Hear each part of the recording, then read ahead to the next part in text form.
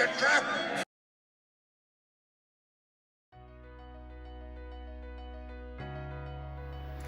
Hi, so the question this week is, what are some common traps or obstacles or writing fallacies for aspiring writers? And have you done them as well? I've done all of them. Yes, I have completely failed in pretty much every aspect of creative writing.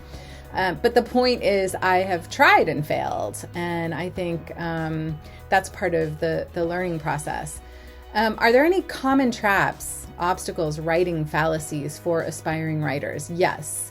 I think a common trap is when aspiring authors stop studying and stop learning. And I'm not just saying that because I'm a teacher of creative writing. I guess I've come across, quite a few writers who think they don't need any further education or feedback. And so even in writing groups that are not like educationally based, writing groups are fantastic because you get feedback from people who might be your readers in the future.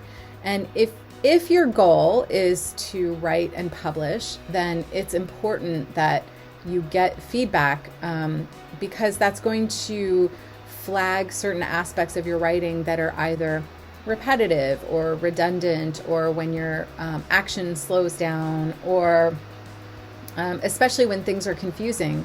If something's confusing to the reader, you need to know as an author. So I guess, my advice there is just to continually learn and engage and allow people to read your stuff and give you feedback, but allow the right people to read it and give you feedback, people who have been trained in creative writing, who can actually give you feedback on craft and formal elements of the craft. And beyond that, read. Read all kinds of fiction books, read nonfiction books, read outside of your comfort zone. Read as much as possible. And then also read craft books. Read a lot of craft books because there's so many out there, and you can definitely take stuff away from craft books and implement that into your own writing. And it's only going to improve. And of course, the last thing, and I'm sure every creative writing student hears it from every creative writing teacher, and that is to keep writing. Just keep writing. Because you might spend so much time perfecting your first book, for example. It's always going to be your first book. And no matter what, it's always your first book. And also, no matter what, your second book is going to be better, and your third book's going to get better. And the more you write, the better you're going to get. So get that first book out of the way and don't worry about it being flawless and perfect, and get that done and move on to your second one. When you get that done, move on to your third one. Keep going, keep writing. And that is going to lead you down a path of success. Hi, today's question is about writing traps and writing fallacies. And I can mostly talk in the context of academic writing, but I think the biggest trap someone could fall into is simply not writing. You just have to start writing as soon as possible, not least because writing is thinking, but also because writing is a true skill, and skills need to be practiced. Nobody starts out just being good at writing. So simply beginning as soon as you can is probably the best tip I could give anyone. And then also try to learn from people who are better than you are. I think acknowledging your own shortcomings and practicing and trying to fix them is a really important step towards becoming a better writer and really better at anything that you practice.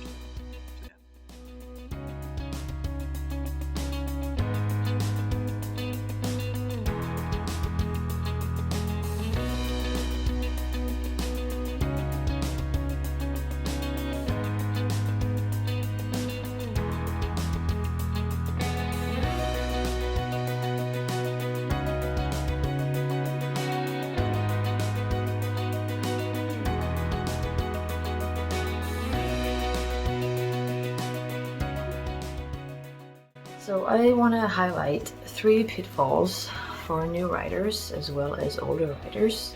The first pitfall is lacking character agency. Your character has to have agency in every single scene, or it's just not that interesting to read about, and it's just not that fun. And I don't mean just agency as in big story arc or big character arc agency, like I must avenge my father. I'm also talking smaller goals, scene level goals, like in this scene while my character discusses something with their friend, they must also make soup. So they don't just end up sitting by a table discussing and doing nothing else. The second pitfall that I oftentimes see is setting the scene. So many writers, in my experience, start off a chapter or a scene with 3 paragraphs of dialogue or exposition or backstory or info dumping or description. The problem with that is when you do that, you don't set the scene for the reader, so the reader has this floating body, floating head issue where they don't know if there are 2 people in the room or 40 people in the room. They don't know if your character is standing next to a table or next to a cabinet. They don't maybe even know if the character is outside or inside, and that is a problem. So the last thing is a pitfall that I want to talk about is emotional dominoes. For example, in one scene you have a character being happy, and then in the next scene the character is super sad. If you don't show that gradual development of emotion on page, the reader is going to feel jarred. When you go from scene to scene to scene to scene, make sure that you put like a little bit of a thread from each emotion down to the new scene and show how that emotion develops. In that way, the reader will feel much more connected to your character. I think a very common thing that happens when not so experienced writers start out, and it is that we want to be very original. We are not looking to write that novel that has been written 500 times already. We are definitely looking to write something completely original. But sometimes you just have to realize that you already are.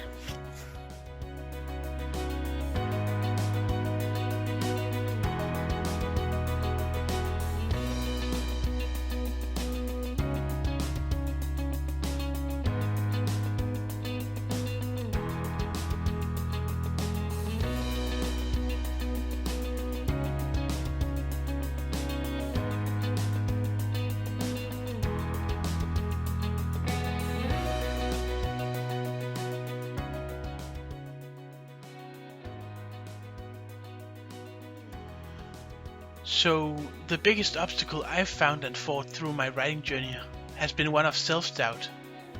You could call it a lack of faith in my own voice. It's also a general fear regarding the sheer scale of what I try to accomplish. I know there are tons of good ideas out there being put to a stop because the hosts of these grand thoughts belittle themselves, or because they measure their success in comparison to what other people have done before them. Honestly, I remain enwrapped in these downward spiraling thoughts to this day, but have found that there are ways to limit the effect. My biggest saving grace has been to have people cheering me on, believing in my writing when I didn't manage to do so myself. I know there are more than 1,000 reasons why we write, but a common notion is that we write for someone to read it, to share our worlds and ideas. So with that in mind, writing doesn't necessarily have to be solitary work. Partake in a writing group or enlist to a writing school. Hint hint, nudge nudge. You're goddamn right. Or even just tell a friend or family member who will listen about your writing. I believe there is help to be found if only you're willing to seek it out.